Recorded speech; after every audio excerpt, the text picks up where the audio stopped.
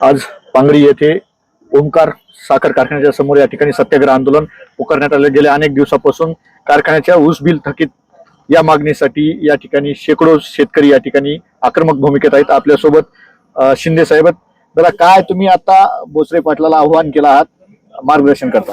हो, जे बोली प्रमाणे 2950 ने जी बिल द्यायला सुरुवात केली ते ताबडतोब 2 दिवसाच्या आत शेतकऱ्याच्या खात्यावर पडायला पाहिजे। तुम्ही सायखेड्याच्या साखर कारखान्याच्या गेट समोर देखील होतात, त्या ठिकाणी देखील तुम्ही आव्हान केलं होतं ऊस भाव जाहीर करण्यासाठी आणि त्यावेळेस देखील आक्रमक होत बोलला होतात। आता या ठिकाणी सुद्धा बोसरे पाटलाचं तुम्ही अभिनंदन देखील केलं।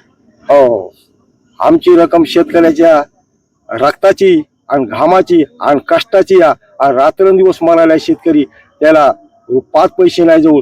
तुमचं तर सहकार्य कारखान्याच्या शेतकऱ्याला सहकार्य पाहिजे, ते आम्हाला सहकार्य भेटत नाही। मग ते कारखान्याचे आपल्या शेतकऱ्याच्या घामाचे पैसे तुम्ही लवकर काय घेत नाहीत।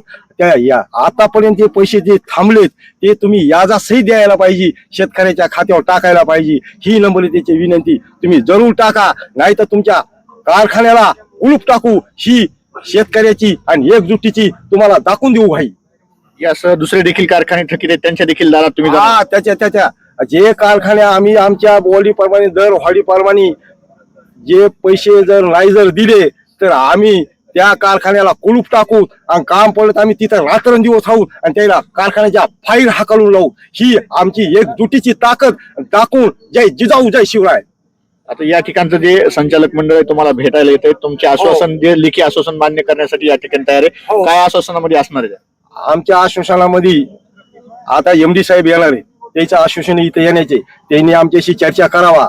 त्यांनी 2950 जी कबुली केली ती 2 दिवसाच्या आत जी 1800 रुपये होती त्याला सध्या जी बाकीची जी रक्कम आहे ती सध्या वाढवून लगेच टाकावं एका मिनिटात त्या खात्यावर। ही शेतकऱ्याची मागणी आणि तळमळीची मागणी आणि ताबड 2 दिवसाच्या आत। आज पेरणीचा टाइम आलाय, 7 जूनचा टाइम आलाय, ही काय वेळ आहे का? कारखाना बंद होऊन पट्टा पडलाय काय? हे असं वागायला पाहिजे।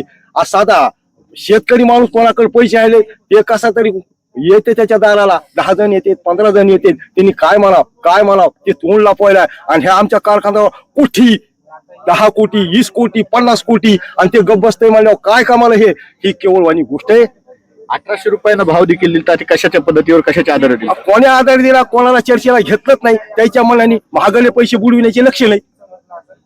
महागले पैसे द्यायचेच नाहीत, शेतकऱ्याला तंबुरा लावायचा हे लक्ष नाही। हे कारखानदाराचे उद्योगपतीचे आणि पुन्हा ह्याच्यात काय होते, सरकार सध्या ह्याच्यावर लक्ष देत नाही, साखर महासंघाचे अधिकारी लक्ष देत नाहीत।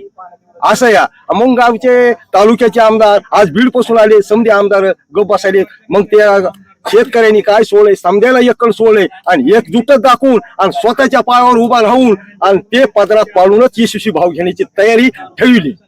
तुम्ही पाहू शकता या ठिकाणी शेतकरी आक्रमक भूमिकेत होताना दिसून येत आहेत। स्थानिक प्रशासन किंवा स्थानिक लोकप्रतिनिधी देखील दुर्लक्ष जाणीवपूर्वक करत असल्याचा आरोप या ठिकाणी ठेवला जात आहे आणि यामध्ये काही नवीन अपडेट्स मिळतात का, लेखी आश्वासन नेमकं काय असणार हे देखील तितकंच पाहणं महत्त्वाचं। कॅमेरामॅन सह मी अशोक गलांडे, माऊली न्यूज नेटवर्क, पांगरी, बीड।